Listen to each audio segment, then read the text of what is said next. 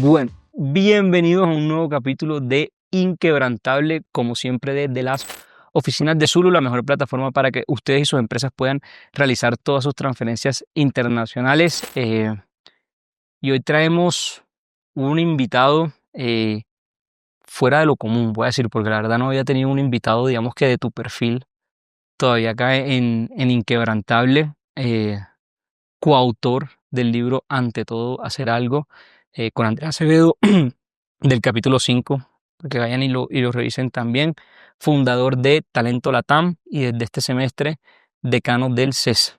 Mejor dicho, más preparado que un cumis. Eh, Así que nada, sin tanto preámbulo, hoy tenemos acá a Juan David Muchas Aristizábal, gracias, Albi. coautor, decano, fundador. Bienvenido. Gracias. Y muchas gracias por estar acá. Nos había cancelado ya, ¿no? Entonces, la segunda fue la vencida esta vez. Lo logramos, lo logramos. Gracias por este espacio. Juan, uno se mete a tu perfil de LinkedIn cuando uno está tratando de hacer el due diligence de la entrevista y no sabe ni por dónde empezar. Porque normalmente las personas en LinkedIn tienen rol del año tal al año tal y después un siguiente rol. Y por ahí, tal vez personas como yo tenemos dos roles abiertos porque tenemos un trabajo de la vida real y por ahí un hobby como puede ser el podcast. Pero uno se mete al tuyo y todos dicen presente, presente, presente. Y va viendo que uno, porque hoy estás haciendo un montón de cosas al tiempo. Muchas cosas relacionadas al emprendimiento. ¿De dónde sale ese amor o ese gusto por los emprendedores? Albi, yo creo que es una historia familiar. Eh,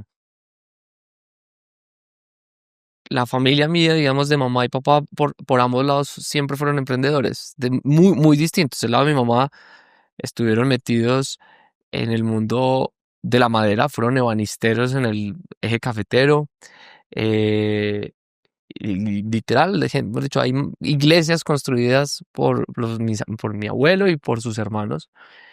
En el lado de mi papá, estuvieron metidos en el mundo del café, muchísimos años, más de 100 años en el mundo del café.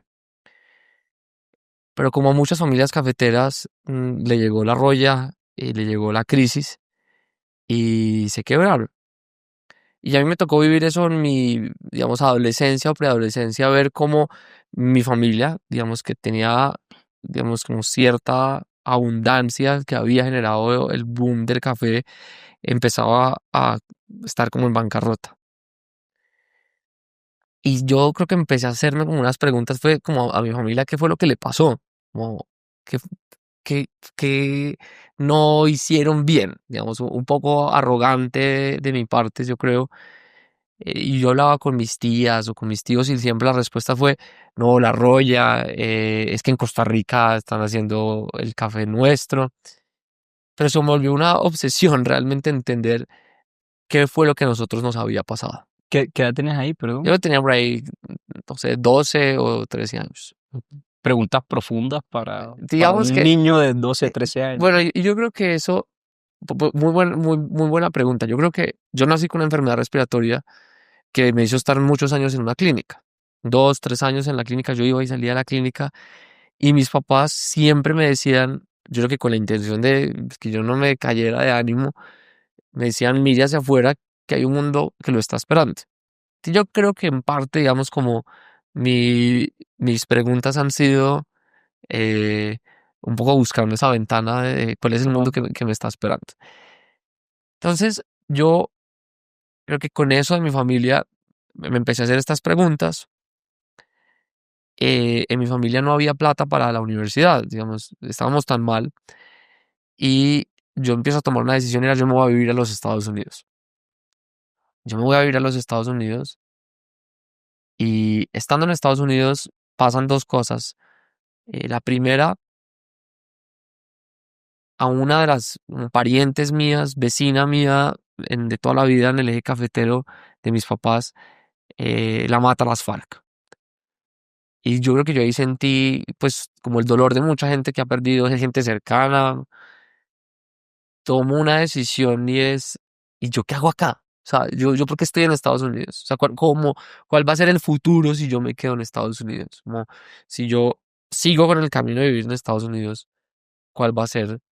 Sabiendo que alrededor mío, de donde yo estaba en Boston, eh, había un ecosistema de gente emprendiendo y la gente emprendía y pasaban buenas cosas a la gente que emprendía.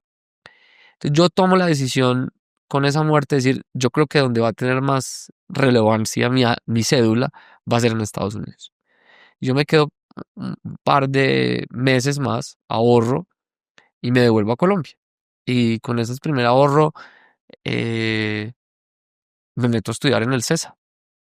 Y en el primer semestre estudiando en el CESA conozco un personaje llamado Juan Manuel Restrepo. Juan Manuel hoy en día es rector de una cosa que se llama el CESDE, que es un instituto espectacular de educación eh, de Confama en Medellín. Pero en el primer semestre nosotros empezamos a tener esta conversación como, ¿qué vamos a hacer juntos? Y en parte porque Colombia en el 2008 pues estaba empezando a haber un cambio en seguridad, un cambio en más gente quería quedarse en el país y montamos una organización que la mencionaste ahorita que se llama Talento Latam, que ha sido una organización que se ha dedicado desde el año 2008 a apoyar e invertir en emprendedores en América Latina. Y lo hemos hecho muy juiciosos desde ahí, digamos, antes de que todo esto, que el ecosistema que hemos visto que, que ha nacido y que es espectacular, nosotros lo empezamos a hacer en la universidad, digamos, en primer semestre, y lo que hacíamos era juntar a los profesores nuestros para que dieran mentorías a emprendedores que conocíamos, y pues tenemos muchas historias de casos de éxito, como de fracasos sin duda, pero ha sido como creer que en el país tenemos todo para ser muy ricos. Y podemos ser muy ricos si creamos condiciones para que la gente pueda prosperar. Y para que las sociedades puedan prosperar, hay una fórmula que no es nuestra, sino que es de los países, por ejemplo, Polonia o Estonia o Corea del Sur, pues tomaron una decisión y es en momentos de mucha crisis, como los ha vivido Colombia, se han puesto como una tarea. Y la primera es, tenemos que tener inversión y tenemos que tener emprendimiento. La segunda es que tiene que haber educación y por eso también esa es otra de mis vocaciones y es, si no tenemos el talento necesario, no vamos a tener las empresas que queremos. Y el tercer componente siempre ha sido tiene que haber estabilidad y que la gente pues se pueda su talento ser cuidado. Y eso va en temas de seguridad física, pero también legal en su emprendimiento. Ese ha sido mi camino, digamos. Y bueno, cuando tú dices en el presente, pues este año me llamaron la rectora del CESA, que es una emprendedora, se llama Emilia Restrepo, en un proceso, ella fue creadora de Indexcol, que fue la primera agencia de transformación digital en el país, ella fue vicepresidenta de transformación del grupo Ardila, del grupo de todo lo de RCN, después fue vicepresidenta de Accenture, y me llamó y me dijo, estoy transformando el CESA en una cosa nueva que se llama CESA for Life, que es todo el modelo educativo del futuro. ¿Quieres ser decano? Y yo, pues eso suena a alguien muy grande, pero me parece demasiado divertido, pues hacerlo desde mi escuela, hacerlo de la mano de una mentora como ella. Y cuando uno ha sido emprendedor, como ese ha sido mi camino, también aprender de una emprendedora en un cargo súper corporativo que es ser rectora, pues ha sido muy divertido en estos meses haciendo. Y el año pasado me tocó cerrar una compañía que quise mucho. Yo me voy a callar para que Albia No, no, no. pregunte. Esto es de Eh, echar cuento, así que tú s- tranquilo. Me tocó cerrar una compañía que quise mucho, en la que fui cofundador. Teníamos eh, clientes en 17 países, teníamos unos inversionistas espectaculares, pero yo me asocié mal. Y me asocié mal fue porque tuve, eh, no le creía a mi intuición. Y había una persona que digamos que tuvimos una sociedad, pero no, ya después, yo digo, esto lo digo hoy, yo ahí no lo veía, yo no me sentía querido por esa persona, digamos, como que no había química, pero yo no lo veía porque cuando uno está emprendiendo, uno está muy enfocado en sacar la meta adelante y piensa que cualquier conflicto es parte del negocio, pero no, en la vida uno tiene que tener química. Eh, Cuando uno empieza a estudiar, digamos, la filosofía, Aristóteles, en últimas, todo se trata de buscar cómo tenemos relaciones de amistad para poder crear la ciudad, digamos, en el mundo de lo que significa la política y lo público. Y la empresa es el primer lugar en el que uno tiene que hacer amistad. Si uno ve a su partner como un enemigo, es imposible crear cualquier cosa de valor. Y yo descubrí después de, como dices tú, que hablábamos ahorita, pues eh, la empresa en últimas, yo creo que se termina cerrando, pasaron muchas cosas, pero por una responsabilidad mía. La responsabilidad mía fue, yo me asocié con una persona que no era mi amiga, en el sentido que no teníamos lazos de amistad. Yo creo que para emprender en un negocio, en un proyecto de gran envergadura, uno lo tiene que hacer con gente con la que uno tenga vínculos de amistad. Si no, es un partnership. Y entonces para eso más bien usted monta una empresa y yo otra y hacemos un joint venture.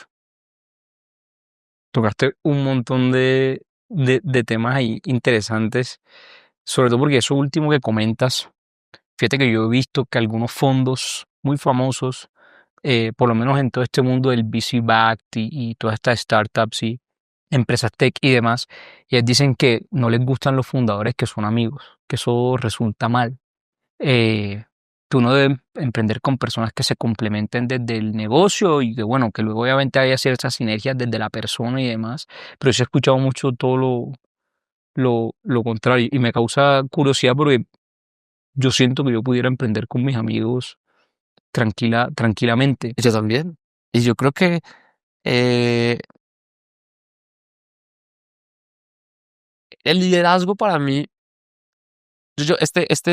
voy a cumplir en enero 15 años siendo profesor de una clase en el CESA de liderazgo, y es espectacular.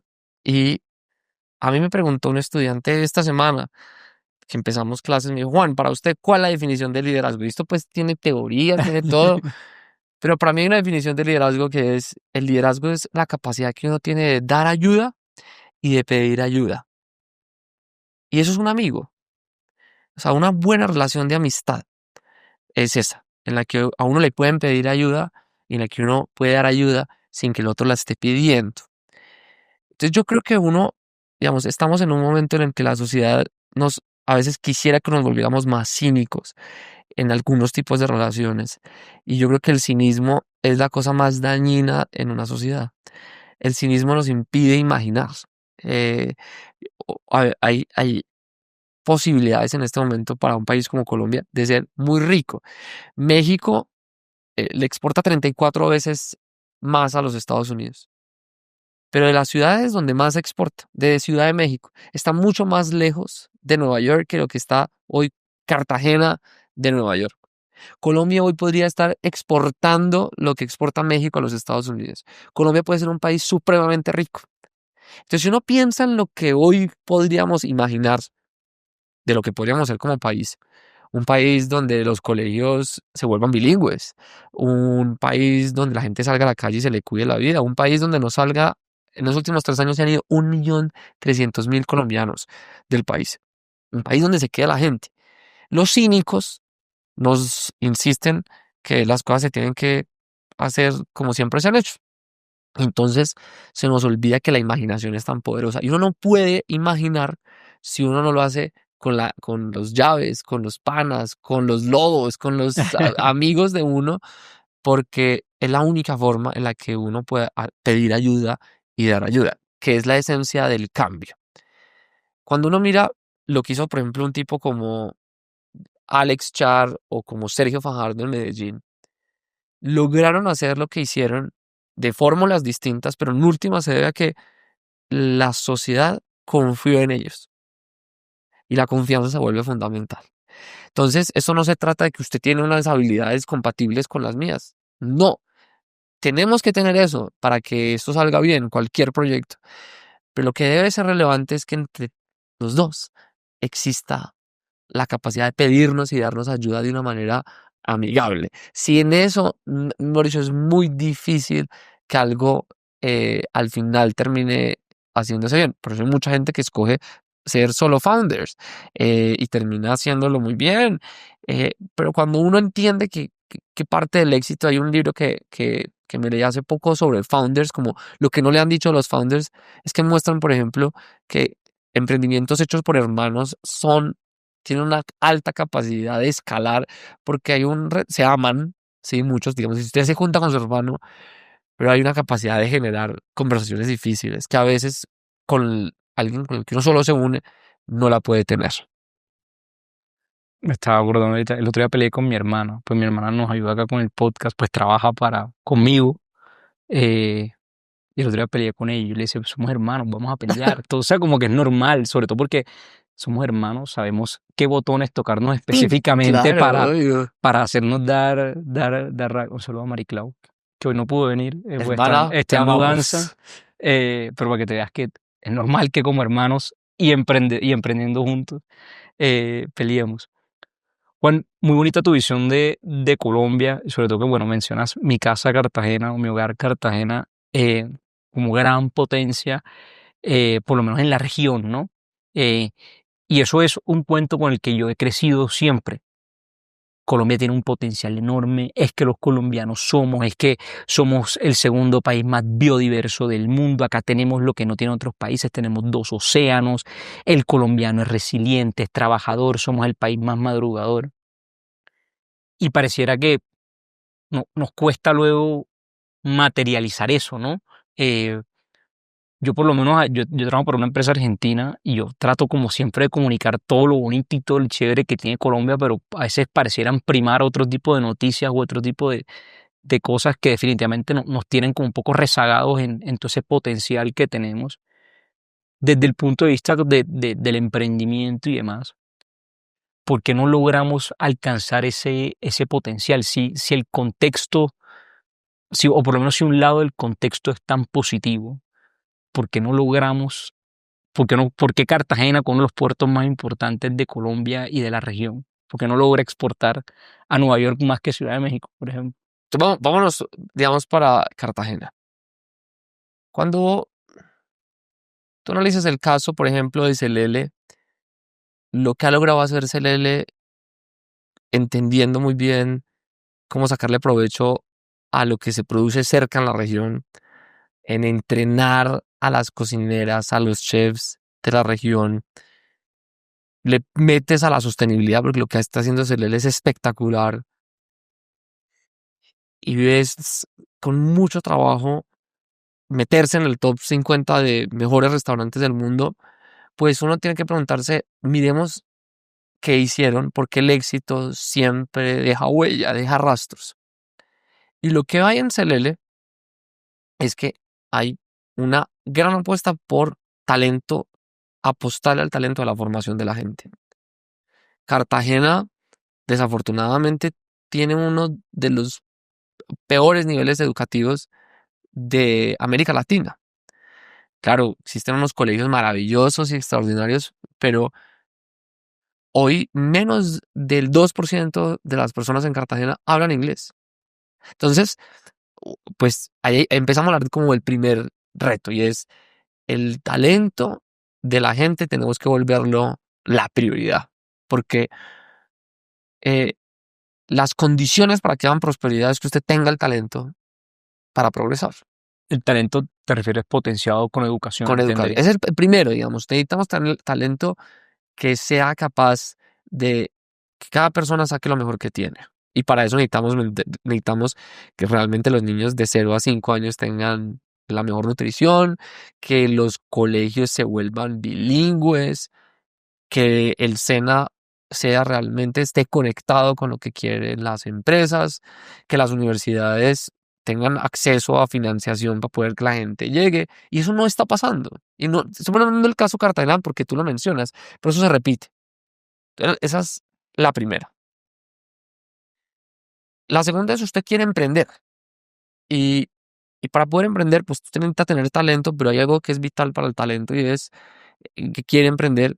Y es que hay una canción de Shakira que a mí me gusta mucho y es una frase que dice que a veces corremos, pero no llegamos. ¿Y eso qué significa? Es muy difícil emprender en un ecosistema en el que primero hay mucha corrupción.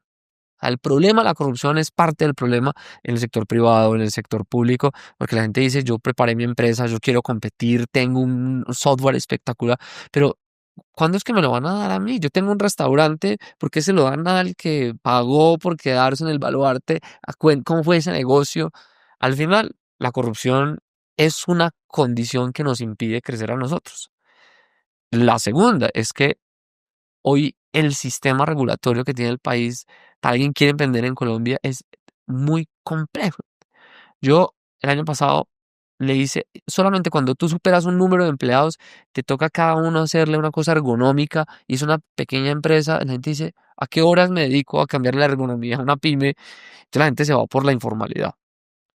Entonces, cuando uno empieza a ver, necesitamos talento preparado y que las condiciones para emprender, pues, sean las más óptimas. Pero creo que si uno se va un pasito antes, esto es como el resultado, como acciones, es un tema de paradigma. Y el paradigma es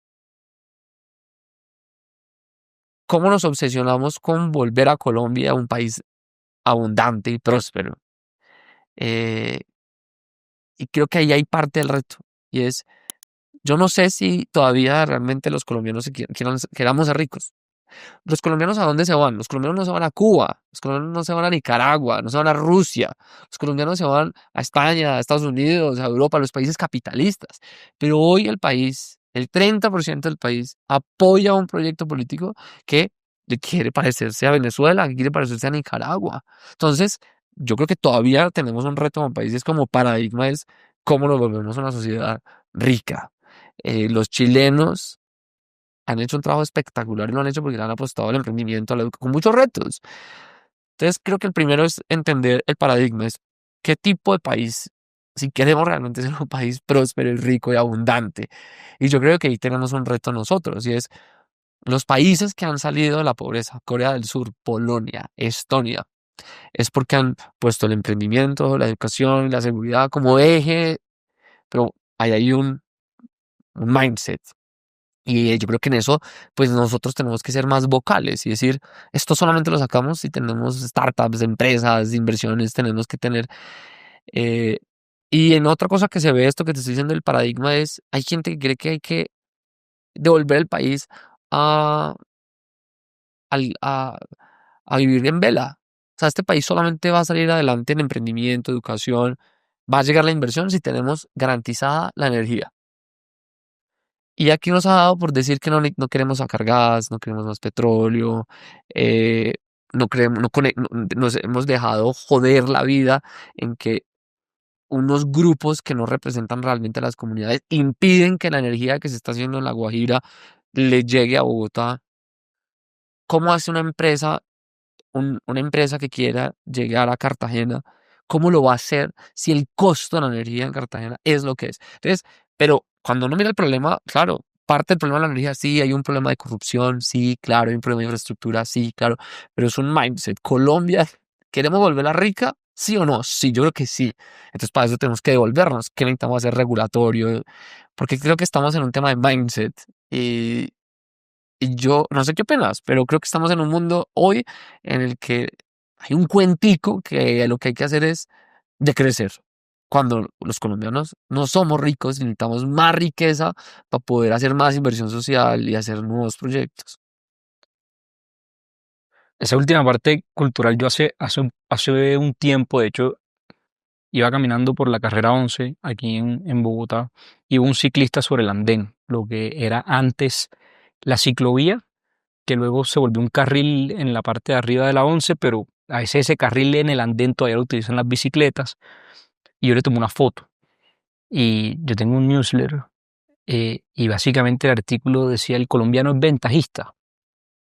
Y al final yo cerraba ese artículo, bueno, ese pasaje, ese newsletter, eh, con una pregunta: ¿cómo se cambian 200 años de cultura? Y ahorita que me estabas mencionando esa parte como de ese paradigma que tenemos nosotros, me estaba haciendo esa misma pregunta. ¿Cómo cosas que tenemos tan arraigadas en nuestra cultura, ese mindset del que tú hablas, cómo se cambia eso.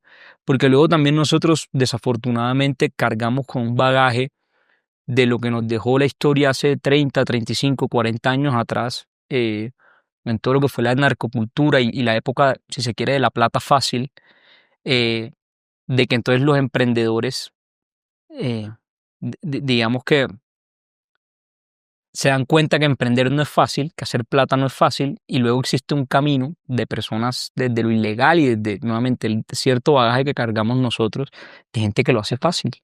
Eh, ¿Cómo se combate?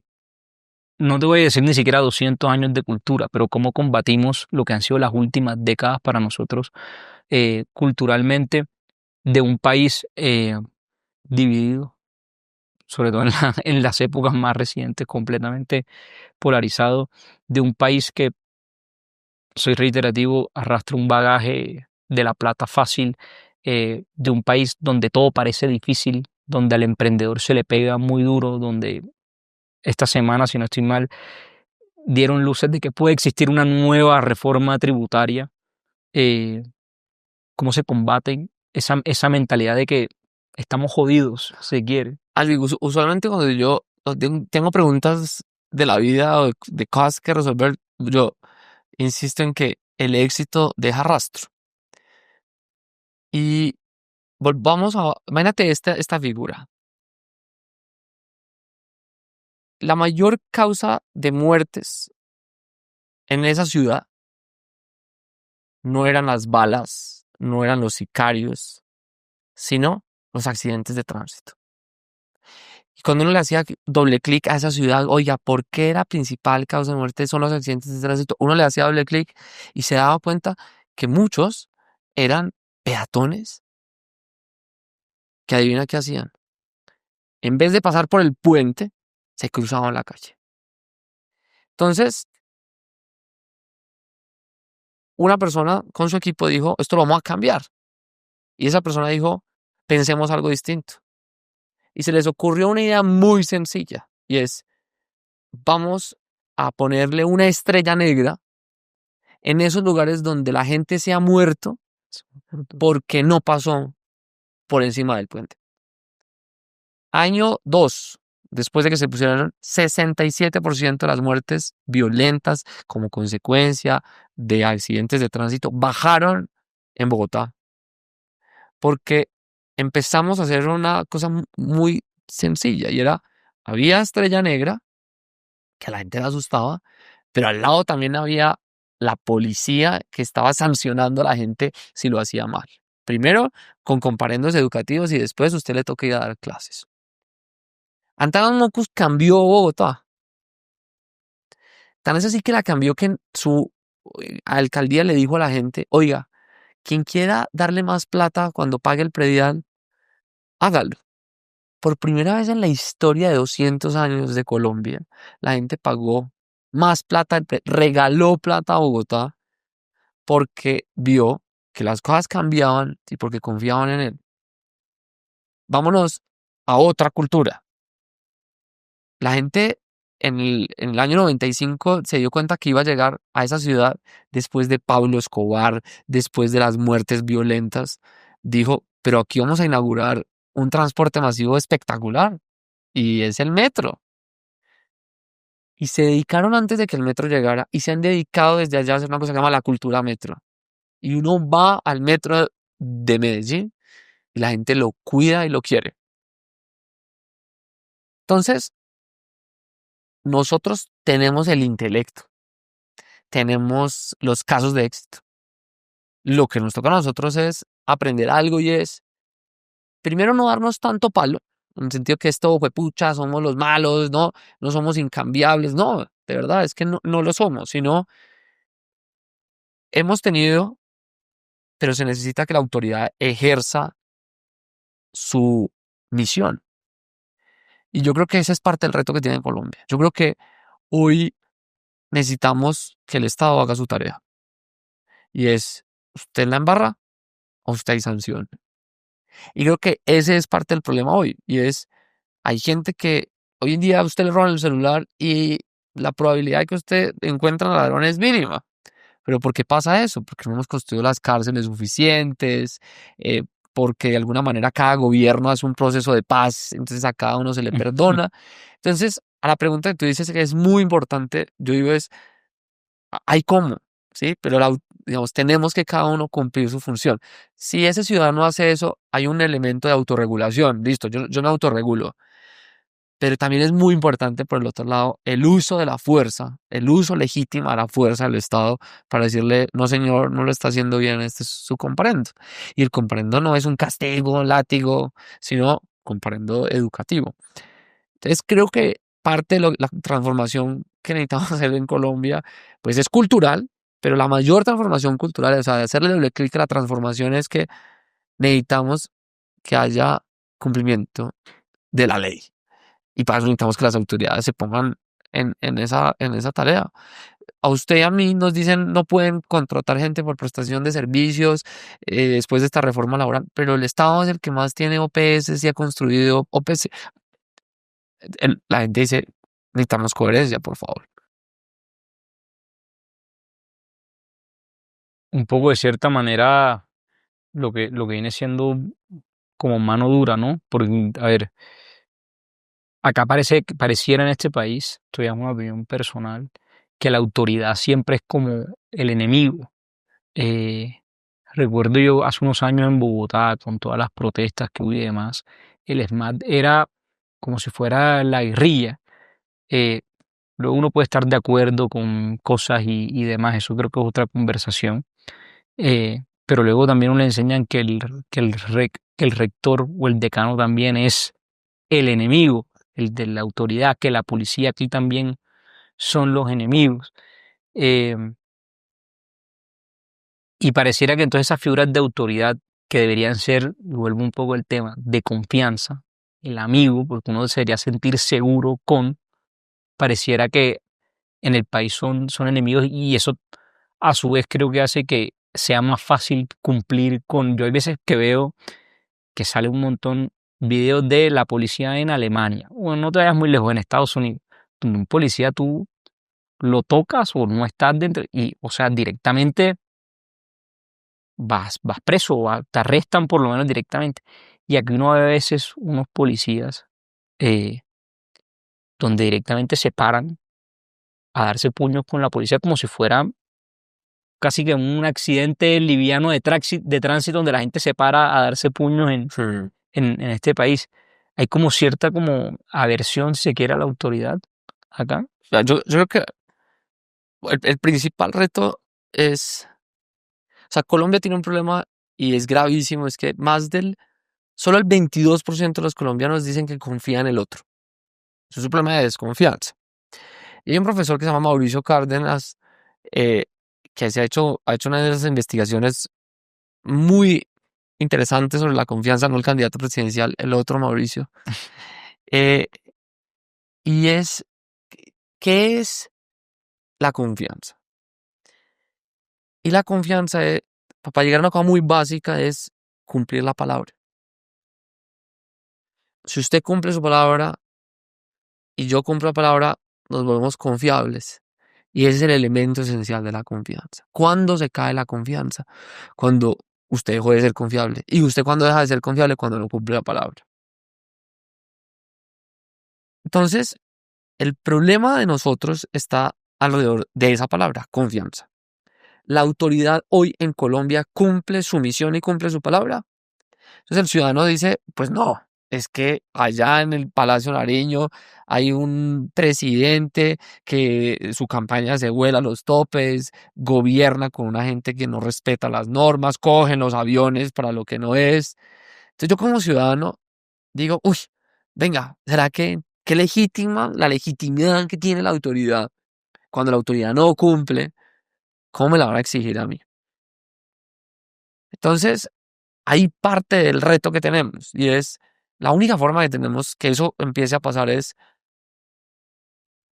juntar como ese triángulo de ley, moral y cultura. Y es, primero, quien hace cumplir la ley tiene que cumplir la palabra de hacerla cumplir y él cumplirla a sí mismo. moralmente la pregunta que tú dices es, ¿será que somos aversos a la autoridad? Yo creo que no. Yo lo que creo es que eh, socialmente, como sería la cultura o la pregunta individual es, ¿yo por qué lo hago? Si yo, ¿qué me ha llevado a mí a hacerlo? Y culturalmente es, como vemos que el resto no cumple, pues yo no la cumplo, entonces nos hemos vuelto permisivos. Pero creo que empieza con la palabra confianza, donde cada uno estuviera cumpliendo su misión. O sea, el profesor cumple su trabajo de preparar la tarea, el estudiante pues tiene la tarea, cumplir su misión de ser muy buen estudiante. Entonces, creo que la principal, digamos, como proyecto social que tiene Colombia es que cada quien haga su tarea. O sea, cumpla su misión, sea el mejor emprendedor, haga su tarea, usted como presidente, cumpla su misión. eh, y en últimas, yo creo que cuando uno cumple su misión está haciendo la cosa más transformadora y es garantizar que esto fluya. ¿Sí? Si cada uno estuviera haciendo su trabajo, de verdad aumentaríamos en productividad. Porque hoy nos va tan mal en productividad, es porque no sabemos organizarnos. Y no sabemos organizarnos porque el otro no cumple la palabra, porque nos faltan skills también de administración y de gerencia. eh, pero eso todo es corregible, digamos. Eso necesitamos es una autoridad que busque cumplir, pero también tiene que ver mucho con educación.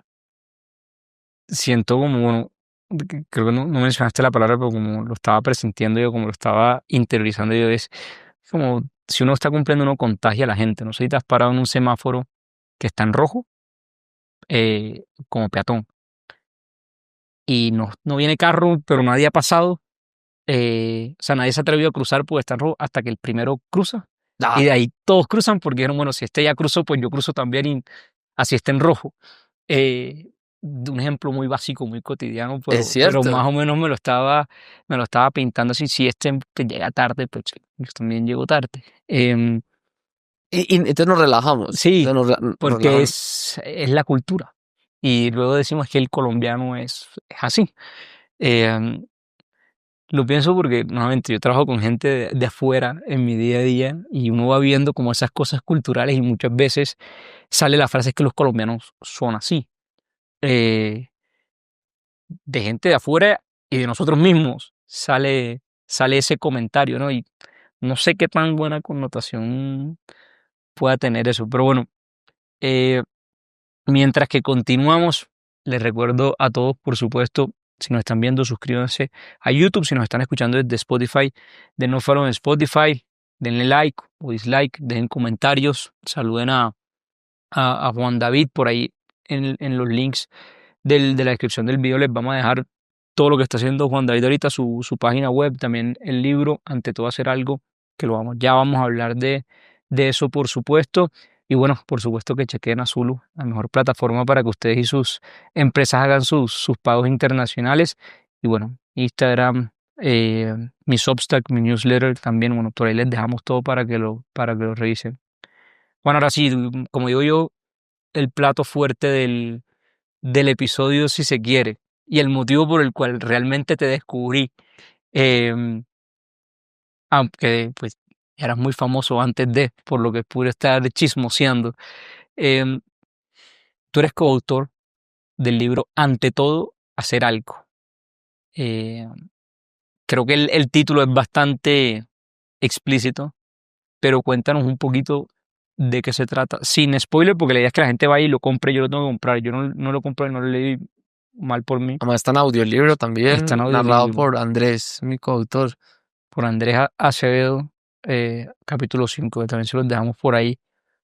Cuéntanos sin spoilear y para que, mejor dicho, dejes picada a la gente de qué se trata ante todo hacer algo. Yo creo que estamos en un momento en el que mucha gente eh, está en dos posibles situaciones. Y es o muy aburrida con su situación laboral, muy aburrida con el país, o por el otro lado, gente muy cómoda con la situación del país o muy cómoda con su trabajo. Y nosotros hemos dicho que eso se llama estar en tiempo muerto, en el que uno sabe que las horas van pasando, en que es cómodo o muy fastidioso, pero uno no hace absolutamente nada. Es como ir ir al médico y ese día se le quedó uno el celular y uno empieza a ver las horas pasan, o cuando uno está en el trabajo dice, ¿qué hago aquí? Y sí, y entonces empieza a mandar correos, pero la vida pasa y uno sabe que se está yendo lo más importante que tiene uno en la vida. Eso es el tiempo muerto. Contra el tiempo muerto está el tiempo vivo. Y el tiempo vivo es el lugar donde uno está en ese mismo momento de la vida, uno está ya esperando al médico, pero no saca el cuaderno, saca el celular y dice, bueno, esto es lo que voy a hacer del plan de negocios, esta es la lista de la gente que voy a llamar, no me gusta este presidente, entonces voy a apoyar a un cierto candidato, me voy a meter de voluntario, yo quiero montar un negocio, pero no puedo en este momento, pues entonces voy a meterme a programar mis ahorros. El tiempo vivo es donde uno recupera una cosa que se llama la agencia. La agencia es una palabra que cuando uno le dice doble clic es la capacidad que tenemos todos los seres humanos de diseñar el futuro y diseñar el entorno. Hemos vivido en los últimos años un cuento que ha insistido en que hay que ensimismarnos, que meternos adentro y encerrarnos y solamente oír el silencio de la mente y que cuando haya un problema hay que ir hacia adentro. Y yo creo que es importante. Es importante reflexionar, yo creo que es importante meditar, yo creo que es importante ir a terapia, lo creo. Pero el mundo en el que estamos viviendo es un mundo que necesita hacedoras y hacedores. Porque los cínicos, los que nos quieren sin agencia, nos dicen esto no tiene cómo cambiar. Ya, ya. Entonces, yo me encuentro amigas empresarias, amigos empresarios que cuando hablan del 2026 dicen, no, hay que esperar al 2026. No, lo que tenemos que hacer es ahorita es organizarnos, si nos gusta uno o el otro, apoyarlo, opinar en Twitter, opinar en LinkedIn. No podemos quedarnos en tiempo muerto. Los cínicos siempre aún lo quieren pasmado. Entonces, esto es un libro sobre cómo empresas, países, personas dijeron, no nos vamos a quedar en el tiempo muerto, yo no me voy a quedar esperando a que el jefe me diga a mí que me va a dar la oportunidad, sino que yo como diseño en el puesto de trabajo en el que estoy mi siguiente oportunidad. Hagamos de cuenta, esto es como pasar del ser un pasajero de la vida a ponerse en el timón y decir, yo voy a diseñar mi futuro y mi entorno. Cuando uno gana el músculo de la agencia, es muy rico, porque eh, cuando uno no toma decisiones, la vida toma decisiones por uno. Y a veces eso es muy cómodo. A mí me ha pasado. Ahí yo tengo amigos que me dicen, uy, yo le quiero terminar a esa vieja, pero mejor que me termine ella. Eso es estar en tiempo muerto, porque es que usted ya no quiere estar en esa relación, usted no está enganchado. Cuando uno dice, yo voy a tener el coraje de pasar del tiempo muerto al tiempo vivo, le toca ir a terminar esa relación. Y uno gana músculo con pequeñas cosas. Y por eso el libro es un viaje de lo que han hecho empresarios derraquísimos en medio de la guerra, lo que hicieron en Bogotá para en la mitad del caos que tenía Bogotá y vieron cómo sacamos a Bogotá del tiempo muerto, pero cómo está una princesa que sin levantar un arma hizo que le ganáramos a Hitler la guerra en la Segunda Guerra Mundial, pero cómo un emprendedor monta una empresa de la nada, porque al final la vida se trata de uno recobrar el sentido de agencia, de uno saber que uno sí puede diseñar el lugar en el que esté. Y es muy rico porque eso a uno le permite decir, este jefe que yo tengo es un HP, pues uno tiene dos opciones, o se queda ahí o se coge el timón y dice, yo tengo agencia.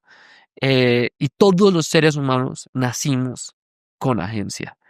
A veces las redes sociales, a veces la pareja, a veces nos hacen creer que no. Y sí, siempre tenemos agencia. Agencia, capacidad de diseñar el futuro y el entorno. Ya vamos a volver a ese tema de agencia porque me generó un montón de preguntas. Me causa mucha curiosidad cómo es el proceso de construcción de ese libro. Eh, Empezando por cómo deciden, no sé si fuiste tú, fue primero Andrés o fue en conjunto, decir, esto es un tema relevante del que hay que escribir. Mira, nosotros, la mayor crítica que nos han hecho a nosotros viene de un grupo de personas que está obsesionado con que primero hay que ser. Entonces a mí me escribió un psicólogo, pero ustedes no saben el insulto. Juan David, primero es el ser, después el hacer. Ya con el libro. ya con el libro Ok. publicado. Ya. Entonces yo le decía, venga, espérese un segundo, ¿usted quiere ser vegetariano? Sí, quiero ser vegetariano. ¿Qué es lo que hace un vegetariano? Pues deja de comer carne. O sea, usted no se convierte en la identidad que usted quiere ser, sino es a punta de acción. Usted quiere ser la mejor persona. La única forma de ser una buena persona no es declarándolo, es haciendo cosas que son de buena persona. Y como hemos descubierto filósofos tan interesantes como los estoicos, que son buenísimos, que hay que leerlo, pues los estoicos mucho es conténgase, ¿sí? Conténgase, ¿sí? Sea usted una persona estoica. Y yo creo que los estoicos lo que querían era hágase una persona estoica, que tiene que ver es con la acción. Entonces, el libro con Andrés es que creo que generacionalmente puede ser muy impopular decirlo, pero yo creo que por eso también el libro he leído muy bien. Es que estamos en un cuento en que hay que encerrarse a sí mismo y la segunda es el propósito. Entonces, a uno ya no le preguntan cuántos años tienes, sino cuál es tu propósito. Y entonces todo el mundo vive paniqueado porque no, ¿cómo usted responde a la pregunta del propósito? Nosotros decimos en el libro que al final la pregunta del propósito válida e importante es más importante preguntarse de usted cuál es la misión, la responsabilidad más grande que usted tiene hoy en la vida. Ahí usted debería estar haciendo. Si usted la vida le dio la responsabilidad de ser hijo, usted ahí tiene una misión que cumplir. Si a usted le dio la vida la responsabilidad de hacer un podcast, usted está cumpliendo una misión ahí. Entonces, con Andrés vemos que muchas personas de nuestra generación están como angustiadas, paralizadas en tiempo muerto porque están con dos preguntas. Por un lado, todo el día los bombardean y le dicen enciérrese en sí mismo, cállese, solo medite, ¿sí? Que es importante, pero encerrados en sí mismos. Y la segunda es encuentra tu propósito. Y cuando lo encuentres, sal al mundo. Nosotros decimos, no es que el mundo no funciona así. Uno cuando nace y llega a este mundo, no le dicen bienvenido al mundo. Escoge tu propio. Uno arranca en el mundo a descubrirlo, haciendo y a descubrirlo. Y haciendo, uno descubre intereses, que esos intereses de punto de machacarlo y machacarlo, pues se vuelve en una vocación y de pronto eso se vuelve un propósito. De pronto no. Shakira le leía una entrevista que decía, yo encontré mi propósito después de cantar. Y encontré que mi propósito era tener suficientes recursos para poder hacer los proyectos sociales que hago. Y nadie diría que ella no es una gran hacedora, pero ella no se dedicó a esperar hasta sus 40 años para crear la Fundación Alas o Pies Descalzos para hacer. Entonces el libro llegamos con Andrés porque creo que muchos de nuestras amigas y nuestros amigos están muy angustiados con el cuento de yo no sé mi propósito. Y ahí toman una decisión diciendo, nosotros lo que creemos es que uno encuentra el propósito no sentándose a hacer yagé, que puede servir, o LSD, que puede servir, pero eso es hacer igual, sino sometiéndose a la acción. A mí me gusta más ser community manager. O sea, al final es un poco la respuesta de ver tanta gente talentosísima, gente con sueños en sus trabajos. Andrés había hecho un podcast que se llamaba 13% sobre la pasión en el trabajo. Y cuando uno va y descubre qué hace que la gente esté apasionada de su trabajo, no tiene que ver con que todos los días declare, yo estoy construyendo la gran. No, lo que a la gente le gusta es que en su hacer se está puliendo su madera. Entonces de ahí nace esa conversación que tuvimos muchos años y dijimos, pues pongámoslo en un libro organizado de uno cómo recupera y se sale del cuento de que no hay que tener declarado el propósito para encontrarlo. Hágalo y lo va a encontrar en el camino. Yo siempre digo que yo, a la interna, yo soy boomer. Entonces, es cuando hablas de esa generación que está como, yo siento que soy mucho más práctico, mucho más pragmático en mentalidad. Es como, no sé, tienes hambre, pues come. O sea, siento que soy en mi día a día así muy, me ha traído problemas. Porque para mí no te gusta, cámbiate de trabajo. Entonces comparto como siento que de pronto hasta de un extremismo, comparto bastante la visión en ese sentido. Me parece muy chévere porque yo siento que nosotros somos, eh, me incluyo en esa generación y me incluyo en ese combo, si se quiere.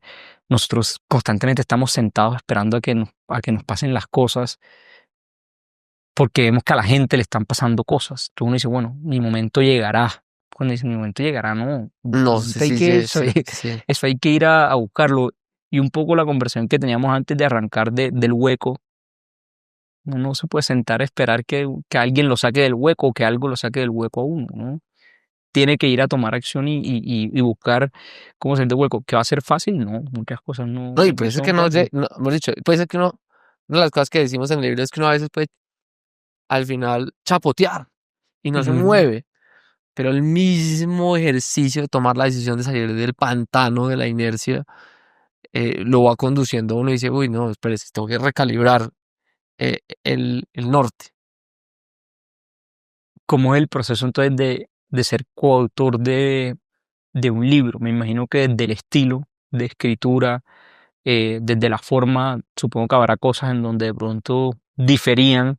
eh, ¿Cómo es el proceso de ser coautor de un libro? Le prometí a Andrés Acevedo que esa pregunta se la iba a dejar a él cuando él venga a este podcast. ¿Otra vez con la segunda parte con Andrés? Sí, me dijo, cuando yo vuelva les voy a contar eso. Usted me prohibió que yo le contara eso. Ah, pero él sí te habló. Es que, Claro, pero me dijo, pero no puede responder eso.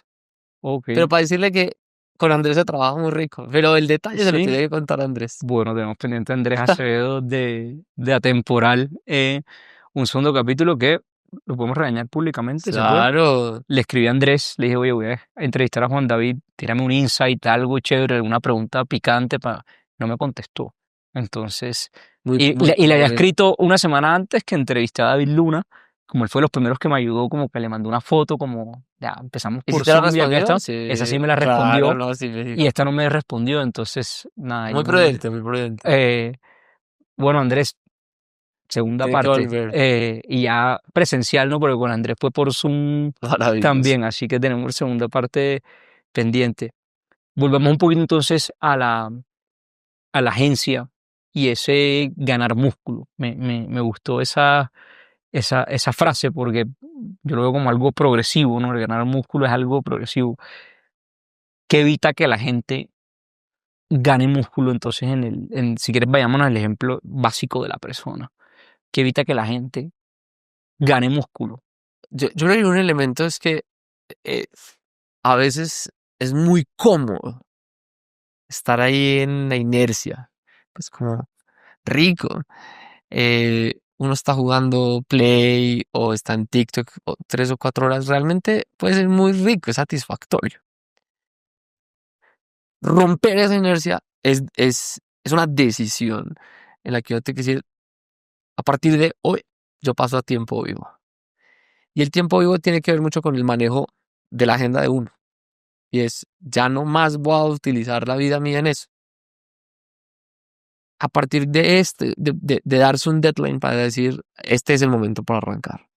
Eso es lo primero. Lo segundo es, muchas veces cuando queremos salir de la inercia y vemos como un plan hacia futuro, empezamos a hacer en la cabeza, nos han enseñado esto, y es que hay que ir a buscar los planetas por fuera de nosotros. Hay que ir hacia allá, y hay una teoría que se llama la teoría de la lógica efectual.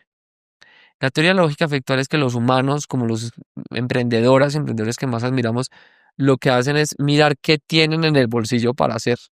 Y un ejemplo, cuando uno está en la casa, son las 12 de la noche, no hay turbo, y le da a uno hambre. Uno no empieza a decir, no, voy a coger el carro, voy a ir al Carulla 24 horas, voy a ir a mercar. No, usted dice, abramos la nevera y con la nevera, ¿hay qué hay? Huevo y cebolla, pues hace huevo encebollado. La lógica factual es, uno hace con las cosas que tiene. Entonces, salir de la inercia es no preguntarse qué necesito ir a buscar de afuera, sino con lo que tengo, ¿qué haría ya? Ah, tengo estos 5 amigos, tengo estas personas conocidas. A ellas son las que les tengo que escribir para empezar a salir de este proyecto. Quiero cambiar de trabajo, pero tengo solo 5 amigos. Pues a sus 5 amigos escribirles. Entonces, es jugar con las monedas eh, que uno tiene. Y la tercera, por decir una de las que contamos en el libro, es la asfixia. Y es imaginarse usted, si usted se quedara en ese lugar, todo, 10 años más en ese lugar, ¿cómo sería usted y su vida? ¿Cómo sería su vida si usted sigue gastándole 3 horas a TikTok todos los días? ¿Usted en quién se va a convertir? Y pintarlo y verse, y el ejercicio de la asfixia es muy fastidioso, porque uno empieza a decir, no, yo no tengo tiempo infinito. yo tengo que salir de ahí. Entonces, al final uno dice, pues hay que pasar al tiempo vivo. Y con Andrés tenemos un debate y es que, digamos, a mí me pasó en el colegio que yo tenía un personero, yo estaba más chiquito, y tenía un personero en el colegio que prometió el gym day y la piscina, año 2003. Y yo veía que todo el mundo se quejaba de eso. Y yo dije, me mamé, voy a sacar a este personero de ser personero. Entonces fui a donde la profesora de sociales, yo estaba en noveno, y le dije, voy a hacer un referendo. Un referendo de que yo, voy a hacer un referendo revocatorio del mandato del personero del colegio. Y me dijo, vamos, le tengo que ir a venderle la idea al rector. Y al rector, mire rector, todos los años nos vienen a hablar de piscina y gym day. ¿Usted me acepta hacer un referendo? Y el rector yo creo que dijo, no, está la oportunidad de promover los valores de la democracia. En Venezuela estaban haciéndole un referendo a Chávez, esto era perfecto. Y sacamos, según lo que a mí me han contado, fue el primer personero estudiantil que se revocó con un referendo de los estudiantes. Eh, Hay muchas otras cosas en mi vida en las que yo aún estoy en tiempo muerto, pero lo que digo es no esperarse. No esperarse. Y una cosa que yo le decía a Andrés es que al final es un músculo en el que solamente se hace con cosas que a uno le duelan. A mí me dolía que el personero prometiera Gym Day. Me frustraba, o sea, como que decía, nunca me llegó la piscina, no voy a graduarme, y nunca llegó la piscina. eh, y me fastidiaba. Y yo creo que eso es con todo. Por eso la gente cuando hace esos cambios de carrera, cuando toma la decisión de crear su podcast, cuando la decisión de, al final son ejemplo de salir de la inercia, del tiempo muerto. El tiempo muerto uno hace planes y planes, el tiempo es muy rico, porque es incierto, uno no sabe si va a llegar, pero uno se puso en el timón y decir, yo voy a ser el músculo de la agencia. Y eso es muy bueno, porque a uno, nadie le quita ese músculo, ni las derrotas. O sea, yo que vengo de una derrota en un fracaso en una compañía a la que quise, claro, uno queda temeroso en muchas cosas, mucha, pero el sentido de la agencia es que yo sí creo que el mundo uno lo puede diseñar y la trayectoria de uno la puede diseñar. Hay cosas que uno controla, de la vida, de lo que uno es, de sus capacidades, pero eso es lo rico de ese concepto de la agencia, porque es un músculo que uno sí puede desarrollar. Cuando lanzaron el libro y estaban, pues bueno, digamos que antes en todo ese proceso y demás, ¿qué expectativa tenían? Porque luego uno, entre amigos que yo los tengo, uno tiene ideas buenísimas y uno dice, no, esto es, y digamos que ustedes entiendo que tienen muy buena sinergia y demás, pero luego es ir a que, si se quiere, el mercado lo valide, ¿no? Sí, ¿Qué expectativas tenían? ¿Tenían miedo? ¿Se iban a poner en el foco de cierta manera a recibir críticas y demás? De cierta manera, publicar algo así es ser un poquito vulnerable, ¿no? Exponerse sí. ante el mercado.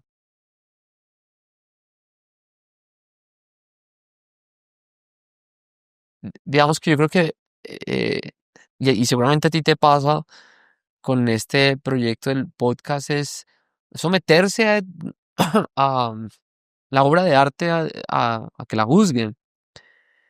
Eh, yo creo que nunca esperamos el efecto que ha tenido. En los que lo odian y dicen qué horror, cómo es que están diciendo la gente sea hacedora, el mundo lo que intenta es ser, y yo creo que es que no se lo han leído porque lo que decimos es que uno se vuelve en quien quiere está haciendo. Como esta mañana nos llegó una foto de una gente en un club de lectura que montaron y están leyendo el libro. eh, una gente en España que dijo, oiga, esto es lo que tenemos que hacer para sacar una empresa que se está quebrando. Yo creo que nunca, nunca, no fue la expectativa. Yo creo que Andrés y yo lo sacamos con el espíritu de compartir una reflexión y Andrés diría que no quería invitar a nadie, pero yo sí creo que yo quería invitar a la gente a que pensara en cómo sale del tiempo muerto. eh, y sobre todo el país, digamos, yo creo que soy muy colectivista en la forma de pensar. Andrés es más individual. Colombia tiene todo para ser una nación supremamente rica y próspera. Tiene el talento, tiene la gente. yo creo que deberíamos obsesionarnos con ese país. Y ese país necesita gente que recupere el sentido de agencia, sea cual sea la posición política que uno tenga. Pero no esperar a que algo pase para que las cosas sean distintas. Y eso no importa si es de izquierda, de centro, de derecha. Esa es la invitación desde el lado del libro. Y este no es un momento de ponernos a esperar, sino de hacer algo. ¿Cómo se mide entonces el éxito de algo si se quiere un poco Ah, intangible, ¿no? Porque tú lanzas el libro, por ahí te llegarán un par de mensajes, oye, gracias, oye, el club de lectura, pero no te hubiera luego, conocido si no fuera por el libro. eso es Eso cierto, ya es impacto. Al libro, digamos que desde el punto de vista de ventas, pues le ha ido muy bien, va para su tercera edición. Eh, en nada, porque el libro no nació en tiene, enero, se claro, publicó en enero. Yo creo que al final las obras de uno son semillas que uno no sabe dónde van a llegar y dónde se siembran. Y, digamos, no es mi obsesión en ese caso, digamos, como estar pendiente, como, oiga, esto ya le... mm, que llegue un solo mensaje diciendo uh, algo. Vino un pelado con su papá al lanzamiento del libro y el papá dijo, mi hijo les quiere contar algo. No sé, 10 años. Vendí mi Play. Y Andrés me miró como, ¿cómo así que vendiste el Play? Dijo, sí, eso era estar en tiempo muerto. Yo ahorita estoy dedicado quiero emprender. Tiene 10 años el chico. Y pues esta no es la invitación del libro a que vendan el Play. Pero el mensaje es muy poderoso porque, digamos, yo juego Play. Entonces, digamos ok. que eh, creo que la vida tiene que tener diversión y eso, pero hoy en día a veces se nos puede ir la vida haciendo lo que no es. Redes sociales, si no es generando contenido, sino consumiéndolo como a lo loco. Cuando eso pasa, pues eso creo que es un mensaje supremamente poderoso. Y un grupo de empresarios me dijo, esto es lo que tenemos que estar haciendo, como lo hicieron en uno de los casos, contamos para un tema de una empresa. Yo creo que eso es muy satisfactorio, eh, ver ese tipo de casos cuando eso llegue. ¿Qué va a pasar con el libro? Pues el que ya muera el libro en tercera edición y ya, o no. Digamos, en este caso, creo que hicimos una obra muy buena. Andrés diría que extraordinaria, porque él, de verdad eh, es muy exigente a la hora de escribir. Y ya se lo entregamos al mundo. ¿Qué pasa ahí? No sabemos. Hablamos ahorita también es como ser vulnerable, ¿no? Como acá está y bueno, que la gente decida, ¿no? Igual 3 ediciones en 6 meses, 7 meses Le fue, va bien, va es un bien. montón. Sí, Por ahí nuevamente les dejamos el link gracias. del audiolibro y del libro para que vayan lo puedan comprarse que se consigue en Panamericana. Panamericana, Librería Nacional, en todas las plataformas, está ante todo hacer algo. Bueno, por ahí lo dejamos. Yo quiero escribir un libro. Sí, maravilloso. Yo quiero que este podcast termine siendo un libro de el punto medio de todos los personajes que se sentaron hoy en esa silla, antes en un banquito y antes por Zoom. Eh, pero me encantaría lograr, si se quiere de alguna manera, como, no sé si describir o desenmarañar a los inquebrantables que se han sentado aquí desde sus propósitos, desde sus historias y como, y ya después creo que este es el capítulo 28, 29, no sé, contigo. Voy viendo tantas sinergias que digo, Maravilloso. ¿qué consejo me regalas para sentarme a escribir por dónde arranco? Mm, yo te diría que hay que hacerlo ya. Es decir, no. Tengo un amigo que empezó a hacer su libro, empezando a crear los capítulos, mandándolos cada 8 días en un Substack, en un boletín. Y ya lo empezó a hacer. Y se somete a escribir el capítulo y lo manda al Substack de la gente que esté inscrito. Pero él va a resultar en un libro. Dijo, esto todo va a resultar en un libro. Entonces creo que eh, a veces, digamos, eso son unas fórmulas de creatividad que cada uno lo funciona. Yo creo más en los sprints que en los grandes momentos de foco para hacer algo y retirarme del mundo para escribir un libro. No podría, digamos. Eh, entonces yo creo que no, es sacarle media hora, empezar a hacerlo ya, escribirlo. Este man Andrés Gómez, súper recomendado, un gran estratega, consultor en estrategia y reputación espectacular. Él, pues tiene eso, hace su Substack para su libro. Entonces, al final es encontrar tu fórmula de creatividad, en el sentido que la creatividad no es una musa, sino que creamos de distintas maneras. En el caso, digamos que yo creo que hay que someterse diariamente a hacer lo que uno cree que tiene que estar haciendo. Competirle a WhatsApp es muy difícil, competirle a la cantidad de mensajería es difícil. Si uno tiene un trabajo, pues más difícil de otra cosa. Entonces, por eso te diría que yo no me esperaría a tener el momento para hacer el libro, ni a 300 invitados. Ya, parte uno y, y escribirlo, de pronto no publicarlo si uno no quiere, pero empezar a hacerlo ya. Un poco y lo tengo hecho en un video un día que conté un poquito la historia de Inquebrantable, fue un poco el consejo sin antes del libro que me había dado Andrés para lanzar el podcast. Me dijo, no va a ser perfecto, encuentra lo que te funcione, lo que te guste y arranca por ahí que van saliendo las cosas.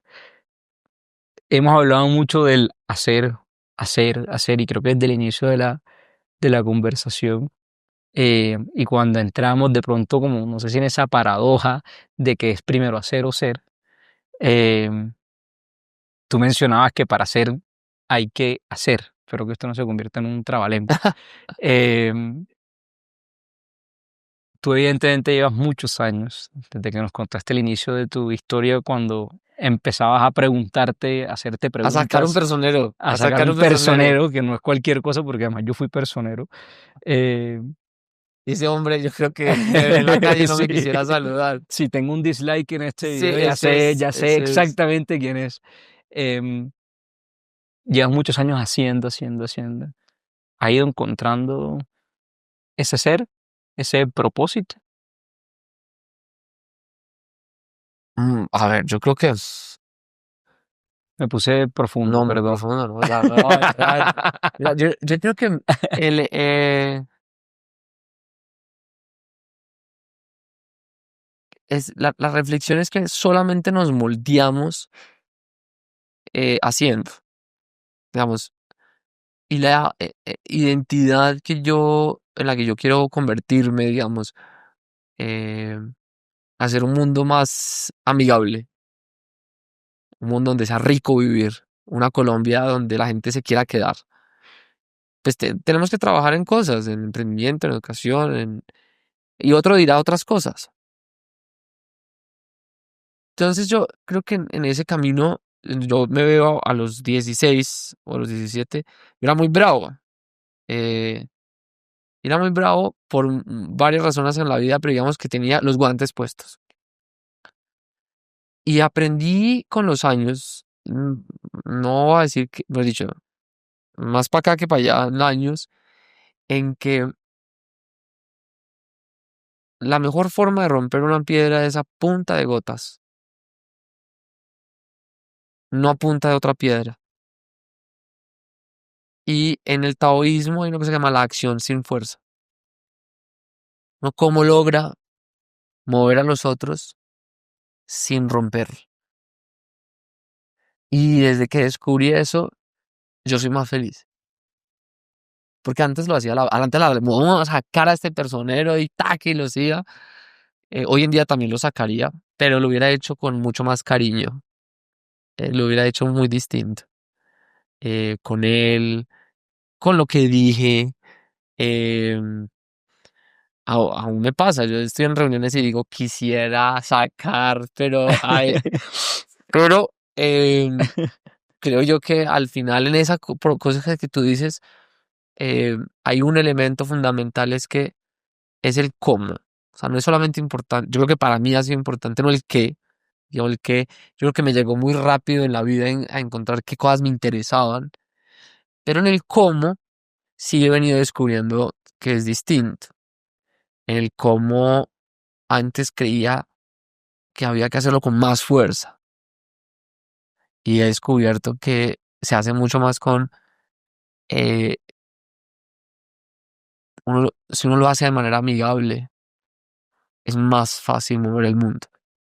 Y eso lo descubrí a golpes, digamos, o sea, con aprendizajes de la vida diciéndome, pues, no, pero lo descubrí fue haciendo, no fue un insight que yo tuve diciendo, no, a mí en mi casa me metieron en karate desde los 7 años y a meditar desde los 9. Me imagino a mis papás enloquecidos, me adelantaron en el colegio 2 años. Yo creo que ellos estaban, que no podían conmigo, No sabían qué hacer qué hacer conmigo. Irónicamente. Y pues, claro, de alguna forma había que conducir esa energía, pero yo me he dado cuenta que es más rico uno lograr cosas como el propósito en esta forma. Pero cada quien tendrá que encontrar su proyecto. Yo tengo una amiga que se llama Jimena Bravo, que yo le dije, bueno, ¿y qué proyecto nos vamos a inventar? Vámonos de viaje. Y ella me dijo, ¿cómo así? Viajar juntos no es un proyecto. Y yo sí, yo veo la vida a punta de proyectos. Este proyecto se hace, no se hace, en el sentido chévere. Y uno en cada proyecto itera, conoce, se divierte. Y cada proyecto le da a uno la oportunidad de hacer casos de uso y entender si esto funciona por acá o no funciona por acá. Esa es la forma en la que yo he buscado pulirme. Y, y todavía, y espero que la vida me dé tiempo para pulirme más y ganarme el verme al espejo todos los días y decirme, soy la versión que quiero ser. Yo aún no lo soy. Como aún me miro y digo, no, tengo mucho para trabajar. Y espero que la vida me dé la oportunidad de seguir haciendo cosas y poniéndome a prueba, sobre todo cuando quiero coger pero tirarle el celular a alguien que me cae mal, eh, porque ahí es donde uno pone a prueba la meditación y que la vida le permita a uno, pues al final, pues aprender. Pero uno no solo se aprende, pues yo vengo de la teoría de, de learning by doing, o sea, uno aprende haciendo. ¿Qué sigue entonces para Juan David? En, Los en los proyectos, proyectos. en la vida hoy, como decía, uno se mete a tu LinkedIn y estás haciendo un montón de cosas y de cierta manera se van juntando muchos propósitos que creo que al final se encuentran todos justamente. Eh, ¿Qué podemos esperar del Juan David decano, speaker, autor? Les voy a contar una cosa que no le he contado.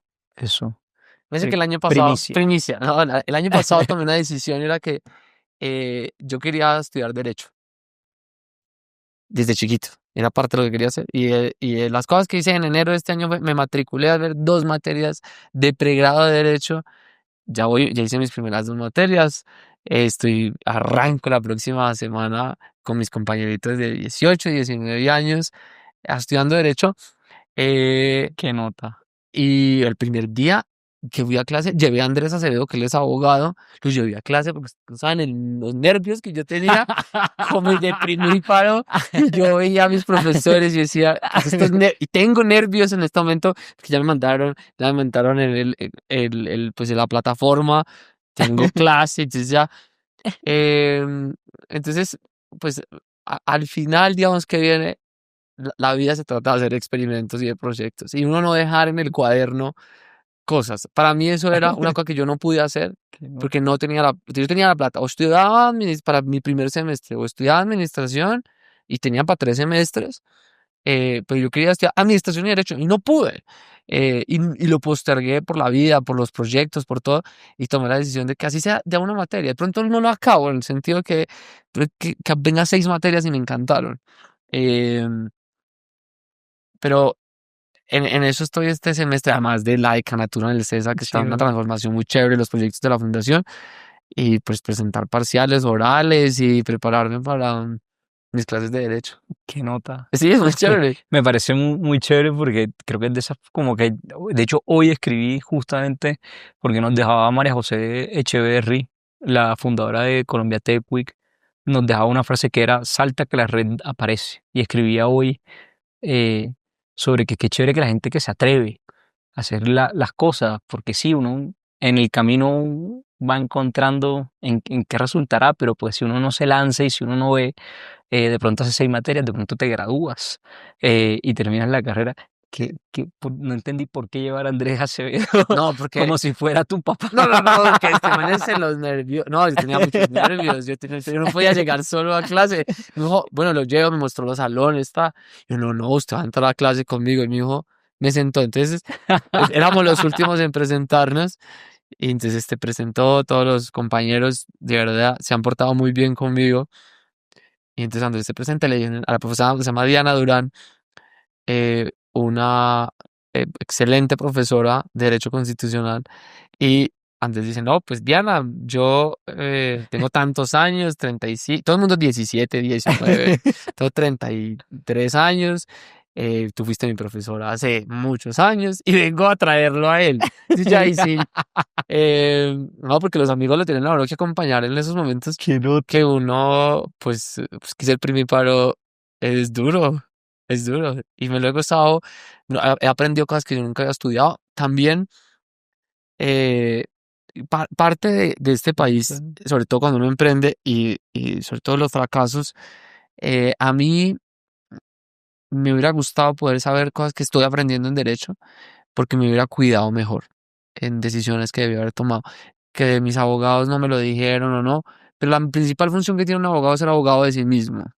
Y el abogado es espectacular porque es un género literario que cambia la vida a la gente y puede hacer que a un emprendedor le vaya bien y se le cuiden sus derechos eh, o no.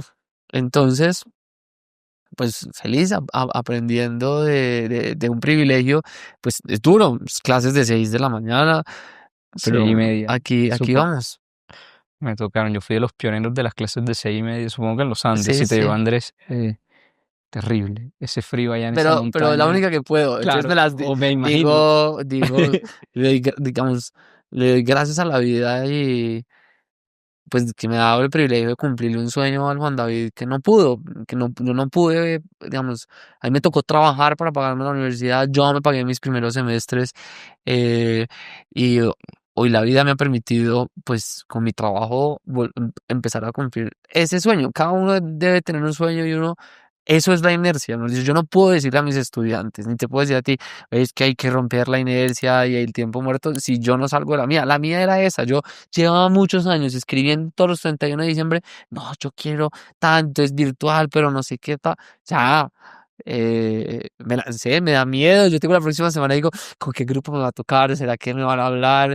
En estos días llevé un periódico me llega el periódico impreso a la casa y alguien me miró como que es esta cosa tan horrible con la que ese señor anda.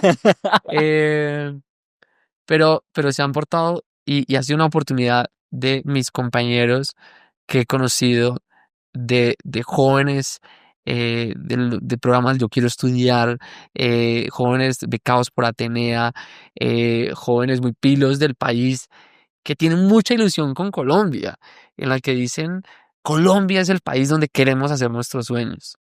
Y cuando me dicen eso, yo le digo, y entonces, ¿usted qué va a hacer? Porque este país lo, no nos lo van a entregar ni nos lo van a regalar y decir, ay, ¿qué es lo que quieren? No, nos toca a nosotros, somos un país que tiene 200 años, pero Polonia, Estonia, fueron países que los jóvenes se pusieron al hombro el país y dijeron, ¿qué vamos a hacer? Los chilenos también. Entonces yo creo que tenemos todo en Colombia para decirnos cada uno en su rincón, en su proyecto, en su emprendimiento, en su casa, construir ese país. Yo creo que hay que hacerlo en Colombia donde seamos, como cada uno pueda, en el tamaño que cada uno le alcance, pero aquí tenemos cómo hacer cosas maravillosas, pero nos toca salir del tiempo muerto. Bacanísimo. O sea, me parece una putería. Perdón porque mi papá escuchan y después me dicen que Perdón, estoy diciendo perdón, groserías. eh, que ya después de, pues, de no sé, viejo. pues no de viejo, pero después de cierto tiempo la gente ya como que no, quiero volver a estudiar eso que nunca pude estudiar. Aquí tuvimos a Juan Luis Castellanos, que fue un ex habitante de calle durante 35 Wow, años berraco. y después se graduó de Derecho. Después de que salió de las calles y de las adicciones, Wow. se convirtió en abogado. Preséntamelo, chévere conocerlo. Te lo voy a presentar, un tipazo. Juan, ya para cerrar, algún mensaje después de los muchos que has dejado hoy demasiado valiosos, algún mensaje de últimas que le quieras dejar a la gente que nos está viendo y nos está escuchando. Bueno, gracias por este espacio, por sacarle a uno, revolcarle y hundirle botones para compartir cosas. Eh,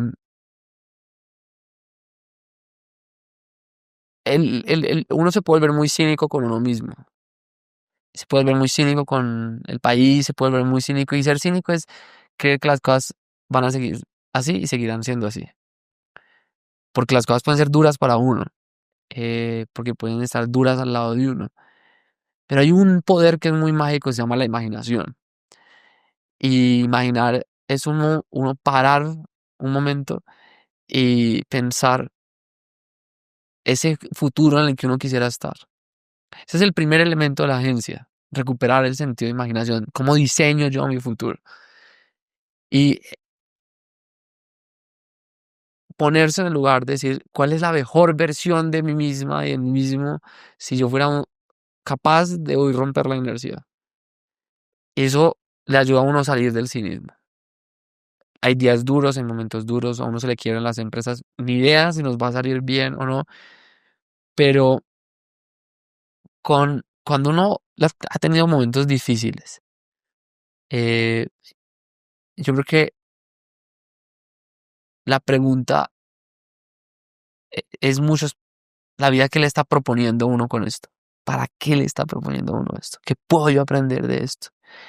Y cuando uno se obsesiona con esto, ¿para qué? Eh, Creo que uno puede llegar a hacer del caos una gran oportunidad. Y pero por eso necesita tener uno el mindset. Y a veces recordarlo es cómo me imagino si esto yo le doy toda la vuelta. Y la segunda cosa es que el éxito siempre deja rastro. Por eso Inquebrantables es tan chévere, porque lo que está dejando es rastros de gente que eh, cada uno en sus caminos tiene algún tipo de éxitos entendido por resultados. Hace poco revelaron la estatua o figura de esta mujer espectacular de Sofía Vergara en Barranquilla. Y a la gente cuando habla de Sofía Vergara dicen una berraca, la mujer más pagada de Hollywood, pero a la gente se le olvida la historia de Sofía Vergara. Su hermano se lo matan por la violencia y decidió irse a Estados Unidos mejor dicho, con la incertidumbre y le apostó a hacer su proyecto realidad. Y Sofía lo hizo porque a pesar de la tormenta, a pesar de las dificultades, se supo organizar. Y yo creo que ese es el elemento fundamental, que es mi tercero, y es, hay que saber organizarse. Y organizarse es que uno tiene que tener una agenda, tiene que saber un checklist, a quién quiere contactar. Cuando uno aprende a organizarse, pues es más fácil poner esa imaginación, puede transformar ese caos en oportunidad cuando uno se sabe organizar. Juan, un gustazo haberte tenido acá. Eh, Te soy honesto, pensé que íbamos a hablar un montón, no, no es algo malo, ¿no? Pensé que íbamos a hablar mucho más como de emprendimientos y eso, pero creo que me llegó una conversación motivacional y digamos que justamente de cómo romper la inercia y luego muy relacionada al contexto de Colombia y demás, que es un regalo que me llevó esta conversación Muchas porque gracias a no me ti. lo esperaba Yo tampoco. para nada. Gracias. Yo siempre digo, yo en realidad, y esto no es mentira, yo preparo muy poco las entrevistas porque justamente quiero que sean lo que la persona que se está sentando ahí quiera expresar hoy, cuente su historia y su propósito, en este caso su hacer, de la manera en que ellos quieran. Y hoy ha sido de esos días en que me llevó como una conversación que no estaba esperando para nada. Entonces, de verdad que muy gratificante. Voy a seguir de aquí a empezar a escribir el libro. No creo que tengo que honrar la conversación de Me los dos alegra hoy. mucho. Eh, y nada, mil y mil gracias Muchas por haber gracias a ti, estado. gracias a todo el equipo de Inquebrantables y Nos vemos en una próxima oportunidad. Nos vemos en una próxima oportunidad. A todos los que nos vieron y nos escucharon, mil y mil gracias por habernos visto y escuchado. Les recuerdo, suscríbanse a YouTube, síganos en Spotify, denle like o dislike, comenten. Ahí están todos los links de, ante todo, hacer algo. Muchas cosas y se me olvidan, pero están todos los links de ante todo hacer algo. Te dejamos también el LinkedIn de Juan David para que vayan, lo sigan. Él también crea un montón de contenido muy valioso. Y por supuesto les dejamos el link de Zulu, en donde estamos hoy, como siempre, o como casi siempre, porque ya estamos haciendo episodios Gracias, por fuera Zulu. de la oficina de Zulu. Así que nada, nos vemos y nos escuchamos en una próxima ocasión.